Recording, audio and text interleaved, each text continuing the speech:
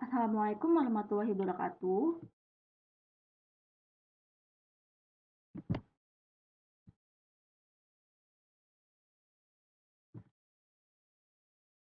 Perkenalkan, nama saya Wolutian Asini Putri. Pada video presentasi kali ini saya akan mempresentasikan materi mengenai terminologi associated with change in membrane potential dan testing membrane potential difference.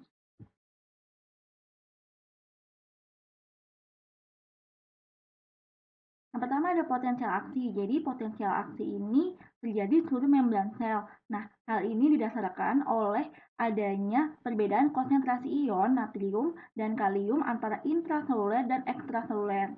Perbedaan gradien konsentrasi ion tersebut dipertahankan oleh adanya suatu enzim pada membran sel yang disebut dengan enzim NAK-ATPase atau dalam istilah lainnya disebut pompa NAK.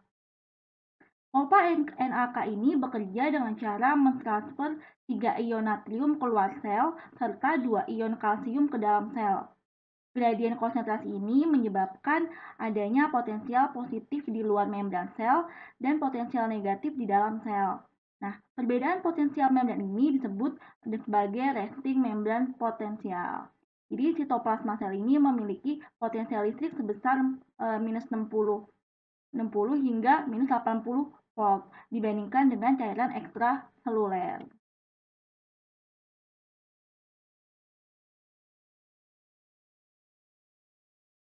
Nah, selanjutnya resting potensial. Jadi, potensial membran istirahat ini atau resting membran potensial ini kondisi di mana perbedaan potensial pada sitosol dengan cairan ekstraseluler. Jadi, untuk potensial membran istirahat ini terbentuk oleh 3 faktor utama. Ya, jadi yang pertama ada distributor ion yang tidak sama dalam sitosol dan cairan ekstraseluler. Jadi cairan ekstraselulernya ini nih yang bagian ekstraseluler ini kaya akan ion Na+ dan Cl-. Kemudian di sitosol gitu, di sitosol sitoplasma ini di bagian intraseluler ini kaya akan kation utamanya yaitu K+ gitu. Jadi dan 2 anion dominan adalah fosfat yang melekat pada molekul dan asam amino dalam protein. Nah, karena membran plasma biasanya memiliki lebih banyak ion channel K+ daripada ion channel Na, jadi jumlah ion kalium yang berdifusi keluar sel itu lebih besar daripada jumlah ion natrium yang masuk ke dalam sel. Nah, yang kedua ada ketidaksamaan sebagian besar anion untuk meninggalkan sel. Jadi, sebagian besar anion di dalam sel ini tidak bisa bebas untuk meninggalkan sel. Jadi, nggak semua anionnya itu bebas meninggalkan sel. Kemudian karena mereka itu terikat pada molekul yang tidak bisa berdifusi seperti ATP dan protein besar.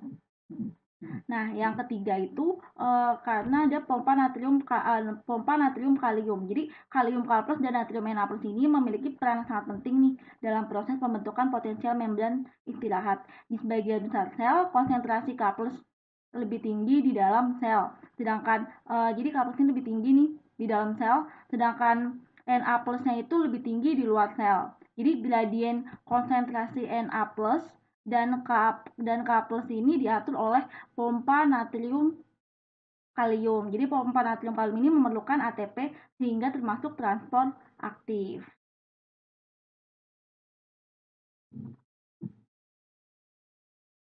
Nah, berikut ada gambar potensial aksinya nih. Jadi, ketika suatu saluran ion ini tertentu terbuka, maka akan terjadi ion menuruni gradien konsentrasinya. Jadi, pertama nih ada yang memberikan stimulus nih. Jadi, potensial aksi ini merupakan suatu perubahan yang cepat pada membran sel saraf akibat terbukanya saluran ion natrium dan terjadi influx natrium menuruni gradien konsentrasinya. Akibatnya, meningkatnya jumlah natrium di dalam sel, sedangkan jumlah kalium tetap, maka terjadi perubahan potensial listrik membran di mana potensial listrik intraseluler ini menjadi lebih positif dibandingkan ekstraseluler. Nah, setelah terjadi, karena terjadi perubahan konsentrasi, maka disebut dengan depolarisasi. Nah, jadi ketika ada stimulus Na plusnya meningkat, maka terjadi depolarisasi.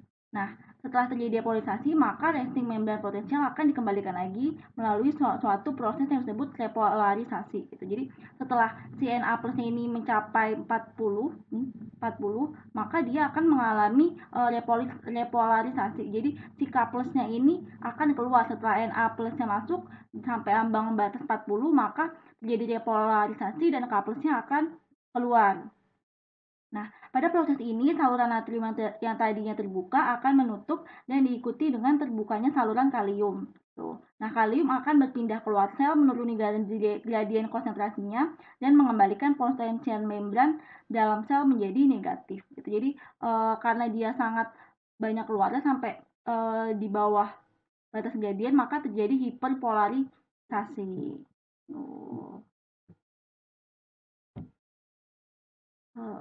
Berikut penjelasan mengenai potensial aksi. Selanjutnya, ya, sekian penjabaran materi potensial aksi.